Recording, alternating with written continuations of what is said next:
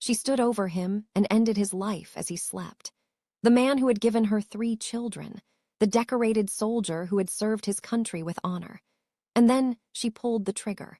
A single gunshot to the head while he lay defenseless in their bed. But that was just the beginning of Jennifer Gledhill's nightmare plan to make her husband disappear forever. Welcome to Cold Crime Cases. Before we dive deep into this chilling story, do me a favor. Hit that subscribe button and turn on notifications because cases like this one demand to be heard. And drop a comment below telling us where you're watching from. Are you in Utah? Have you heard about this case in your community? Let us know. Your engagement helps more people discover these important stories. Now let me ask you something. Picture this. You're sleeping peacefully in your own bed, your home, your sanctuary. The person lying next to you is the one you've built a life with. You have children together, years of memories. Then, in an instant, that person decides your life is worth less than their freedom. They take the weapon you trusted them with and end everything while you're completely vulnerable. September 20th, 2024. Cottonwood Heights, Utah. In a $1 million home where a seemingly perfect family lived, Matthew Johnson, a 51-year-old Green Beret and devoted father of 3, went to bed not knowing he would never wake up. His wife, Jennifer Gledhill, had other plans. The mask they wore for their neighbors had already begun to slip. Matthew and Jennifer appeared to have everything: the beautiful house, the 3 young children, ages 11, 7, and 5. He was a respected member of the Utah National Guard's 19th Special Forces Group, a man his fellow soldiers called brilliant and reliable, someone you could count on when everything went wrong. Jennifer, she played the role of the supportive military wife, the caring mother, the woman who held everything together while her husband served. But beneath that carefully constructed image, something dark had been festering for months. By July 2024, their marriage had deteriorated so badly that divorce seemed inevitable. But Jennifer didn't want a divorce. She wanted something far more permanent. In August, Jennifer filed for a temporary protective order against Matthew. She claimed she needed protection from her husband. She painted herself as the victim, the frightened wife who feared for her safety. But when the case went before 3rd District Commissioner Russell Minus, something interesting happened. The commissioner examined the evidence Jennifer submitted: videos, text messages, documentation of their interactions, and what he found told a very different story. The videos Jennifer provided didn't show a terrified woman. They showed someone unafraid, someone equally confrontational. Her text messages to Matthew were relentless, berating, belittling, demeaning. The commissioner noted that Jennifer's messages seemed designed to provoke Matthew, to goad him into a violent response that never came. On September 16, 2024, just days before the murder, Commissioner Minus dismissed the protective order. He found no evidence of abuse. Instead, he described their relationship as highly dysfunctional, bringing out the worst in both parties. He suggested they should have filed for divorce long before things reached this point. What the commissioner didn't know was that Jennifer had already decided divorce wasn't an option. She had chosen a different path. A path that would leave 3 children without a father and haunt everyone who knew this family. Matthew's friends noticed changes in him during those final weeks.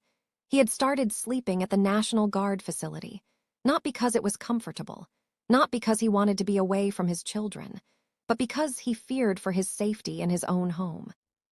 Think about that for a moment. A decorated Green Beret, a man trained for combat, a soldier who had faced dangers most of us can't imagine, and he was afraid to sleep in his own house because of his wife. His longtime friend, retired Utah National Guardsman Kevin Thompson, had recent conversations with Matthew. Matthew had finally accepted the truth. The marriage was over.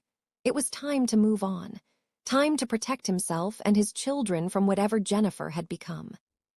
But Matthew never got that chance to move on, because Jennifer was living a double life he hadn't fully uncovered yet.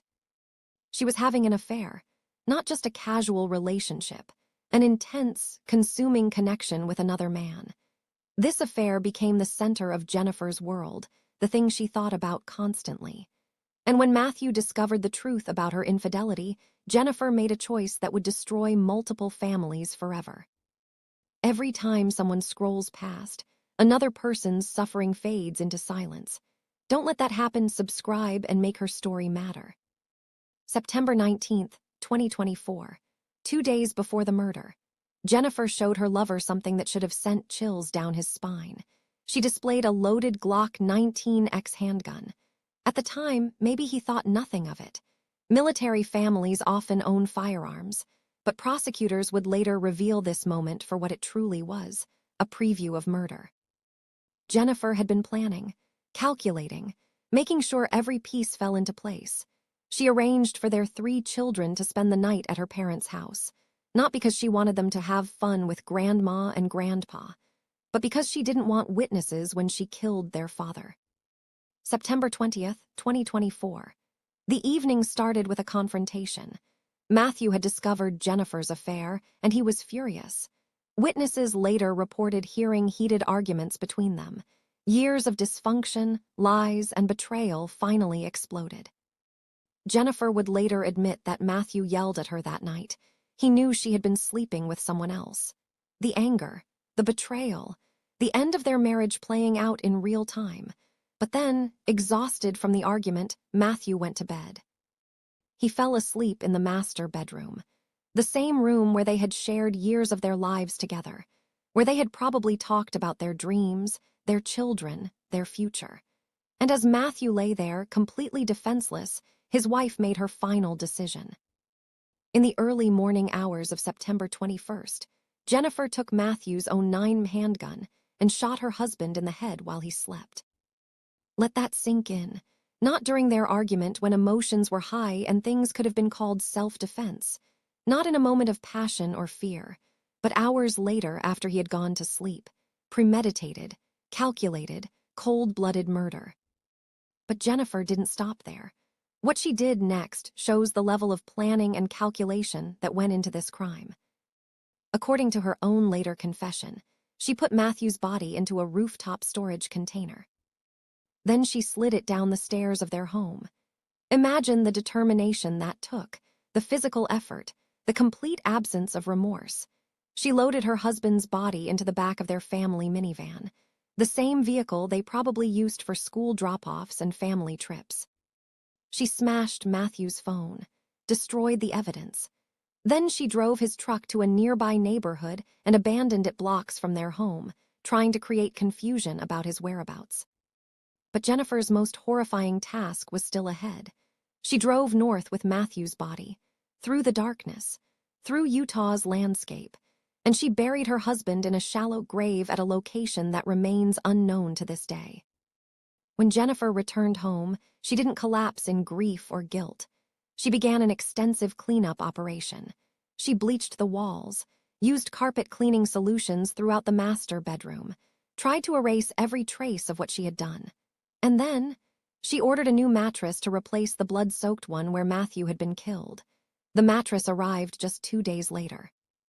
Think about that level of composure, the calculated nature of every action. This wasn't a crime of passion. This was execution followed by methodical cover-up. But Jennifer made one critical mistake, one decision that would ultimately unravel her entire plan and send her to jail. If stories like this make you want to protect the innocent and expose the truth, then don't just watch. Subscribe. That single click could be the reason another story finally gets heard. On September 22nd, just before midnight, Jennifer went to her lover's home, and she confessed everything. She told him how she had killed Matthew, how she had disposed of his body, how she had cleaned up the crime scene. She laid it all out, perhaps thinking he would understand. Perhaps believing he would help her keep the secret. The man noticed bruises on Jennifer's body during their conversation. When he asked about them, she explained casually that she had gotten them while burying her husband and cleaning the house of evidence. Just routine injuries from murder and disposal. Her lover was terrified. This woman he thought he knew had just confessed to killing her husband with an almost casual demeanor. This wasn't remorse. This wasn't shock or trauma. This was someone calmly describing murder like she was recounting a trip to the grocery store. He was so disturbed that he decided to record their next phone conversation. And what Jennifer said in that recording would haunt everyone who heard it. When he told Jennifer he was frightened by what she had revealed, her response was chilling. She said, "Wow, if you think I could even hurt a fly. Like he's not a person. He wasn't a person anymore. He wasn't Matt." She had dehumanized her husband so completely that his death meant nothing to her. Matthew, the father of her children, the man she had married, had become nothing in her mind. Not a person, not Matt, just an obstacle she had removed. But Jennifer kept talking, revealing even more about her disturbing worldview. When her lover asked if she would be afraid if the situation were reversed, Jennifer replied, "Not if I deserved it." Then she said something that revealed the depths of her twisted thinking. She claimed she was like the Queen of Hearts from Alice in Wonderland in her past lives. "Off with their heads," she said. She fantasized about rounding up what she called the scum of this earth, putting them on an island, or just killing them all. She believed she could shape the country back to a good place through violence and elimination. This wasn't grief talking. This wasn't trauma or fear. This was Jennifer's true self, finally revealed without any mask or pretense. She even asked her lover not to think of her as a monster, to remember who she was before she opened her mouth. The irony was staggering. She wanted understanding and compassion after confessing to murdering the father of her children in cold blood. Here's what makes this recorded conversation even more significant. It took place before Matthew was officially reported missing. Jennifer was already referring to her husband in the past tense, already talking about him as if he were gone, because she knew exactly what had happened. She knew because she had made it happen. Now I want to ask you something, and this is for my genuine viewers who really think about these cases. What would you do if you were in her lover's position? Someone you're involved with confesses to murder, shows you bruises from burying a body, talks about their victim like they were nothing. Do you go to the police immediately? Do you try to protect yourself first? Do you worry about your own safety? Tell us in the comments, because understanding these moral dilemmas might help someone else in a similar situation someday. 6 days after confessing to her lover, Jennifer finally reported Matthew missing to police. She told them that Matthew said he would be gone for a week and told her not to call him. It was a convenient story. It bought her time, or so she thought. But the Utah National Guard had already begun searching for Matthew when he failed to report for duty on September 23rd. Matthew was reliable, responsible. He didn't just disappear without explanation. His fellow soldiers knew something was wrong. And while Jennifer played the worried wife, her lover had been collecting evidence against her. Screenshots of their text messages, recordings of their phone conversations, documentation of everything she had told him. Imagine if it was your son, your brother, or your friend. Would you want their story buried under noise or told with care? Subscribing helps make sure nobody's story fades away. Not ready to subscribe? That's okay. But at least tell me why in the comments. I want to learn from you. On October 2nd, 2024, he finally contacted police with information that would crack the case wide open. When Cottonwood Heights police executed a search warrant on the Gledhill home on September 28th, they discovered a scene that told a very different story than the one Jennifer had been telling. In the master bedroom, investigators found a large blood-stained spot in the carpet underneath the bed. Blood was also found on the bed frame slats. Everything Jennifer had confessed to her lover was corroborated by physical evidence. The house reeked of bleach. There were reddish-brown spots on the walls, bed frame, and blinds that Jennifer's cleaning hadn't completely removed. And there was that brand-new mattress, delivered just days after the murder. Phone records showed Jennifer ordering the mattress on September 24th, 3 days after killing Matthew. GPS data from Jennifer's phone showed her movements on September 21st and 22nd. The data tracked her to the location where Matthew's truck was found around 6 in the morning. Then it showed her journey north toward Davis County, exactly where she claimed to have buried his body. The evidence was overwhelming. The confession, the physical proof, the timeline, Everything pointed to one conclusion. On October 2nd, 2024, police arrested Jennifer Gledhill on charges of first-degree murder and obstruction of justice. But the investigation revealed even more disturbing details. Jennifer's parents, Thomas and Rosalie Gledhill, had also been involved in the cover-up. On October 24, 2024, Thomas Gledhill, 71, and Rosalie Gledhill, 67, were also arrested and charged with 4 counts of obstruction of justice. Police discovered that the couple had spent over 5 hours at Jennifer's house in late September, despite initially claiming they were only there for less than an hour to pick up clothing. Investigators found that Rosalie had purchased the new mattress. She had also had her phone remotely reset, conveniently losing all data about her whereabouts during the cleanup period. When police questioned Thomas about the master bedroom and the alleged cleanup, he made a fatal slip. He said, "I did not go in where the incident happened." Think about that statement. How did he know there was an incident? How did he know where it happened? He inadvertently revealed knowledge of a crime scene. During a search of the parents' home, police found a Glock 19X gun box wrapped in a child's onesie inside a plastic tote near Jennifer's bedroom. The container matched the description of the gun Jennifer had shown to her lover on September 19th, 2 days before the murder. The whole family had tried to cover up the perfect murder, but their web of lies was falling apart, one thread at a time. If you're still watching and haven't subscribed, I'm honestly curious. What's holding you back? Drop it in the comments. I actually want to know. Months have passed since Jennifer's arrest. Matthew Johnson's body remains missing. Extensive search efforts have covered multiple counties, extending from Davis and Weber counties all the way to Box Elder County near the Utah-Idaho border. Over 70 searchers have participated in ongoing efforts to find Matthew. Law enforcement, volunteers, and Matthew's own military friends, his brothers in arms who have organized their own search parties. They refuse to give up. They refuse to let their friend remain lost. Kevin Thompson, Matthew's friend, said the fact that the search is now in its 5th month keeps them up at night. Another friend, John Hash, a fellow Green Beret who served with Matthew for 12 years, expressed his shock and frustration. "Having had Jennifer in our home before, breaking bread with them, and then it turned out she's responsible for his death. It was shocking, frankly." How do you process that?